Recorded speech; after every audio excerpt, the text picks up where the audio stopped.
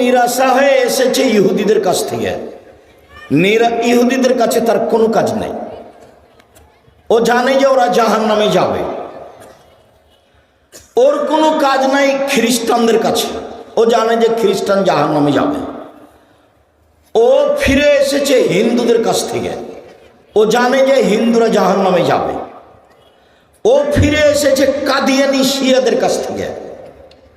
ও জানে যে কাদিয়ানি শিয়ারা জাহান্নামে যাবে। আবার অনেকগুলো স্কুল কলেজ প্রতিষ্ঠান থেকে চলে এসেছে। কেন? ও যেটা চাই সেটা ওরাই তো করছে।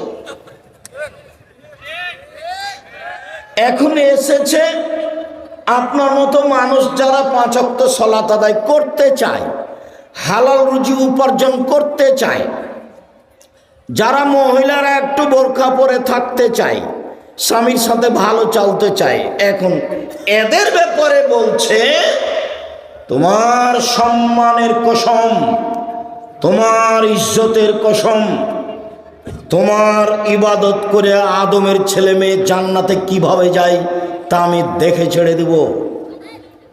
যতদিন পর্যন্ত তার দেহে শ্বাস আছে, আদমের ছেলে মেয়ের দেহে যতদিন শ্বাস আছে, আমি তাকে ভুল পথে নিয়ে যাব।